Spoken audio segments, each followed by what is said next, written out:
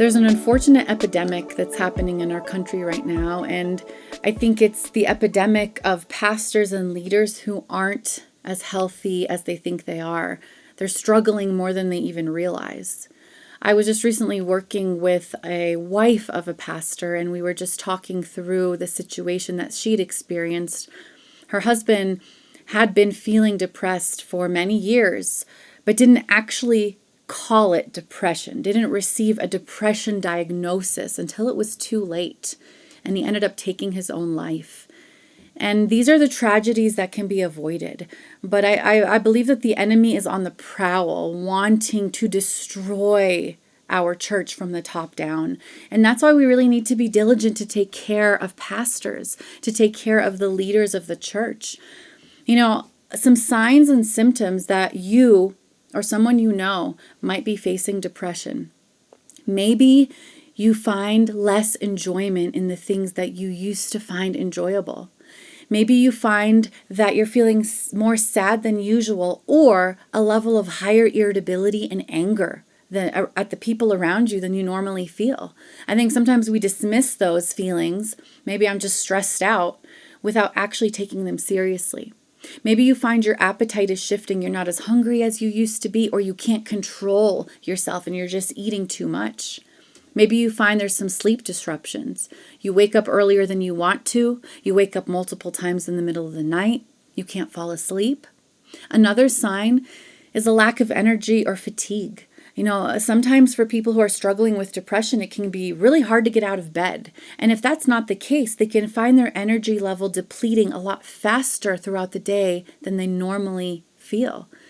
You might be struggling with feelings of guilt or an inability to concentrate and focus. Sometimes people call it brain fog. If all of these things combined, or even just some of them, are starting to impact your life, I really want you to consider, could there be underlying depression here? Could there be something that I'm missing? There's so many levels of depression, from major depression to dysthymic disorder. There's also anxiety and panic attacks. These are all very normal things that everyone goes through. Pastors aren't immune to struggling with those things. Neither are licensed counselors. I've struggled with my own journey of anxiety and depression. None of us are immune. But in order to stay on top of it, we need to take regular checkups and ask ourselves how we're doing mentally and emotionally, and make sure that we are investing in ourselves and our personal health so that we continue pouring out to the people that God has called us to. If you've come to a point where you're wondering, maybe I'm not okay, maybe I need help. First of all, I want to take away the stigma. I want to remind you, this isn't a matter of faith. This isn't a matter of your spiritual strength. This isn't a reflection of your relationship with the Lord. What it comes down to is something is going on in your brain. Like I always say, this isn't an issue of your character. It's an issue of your chemistry.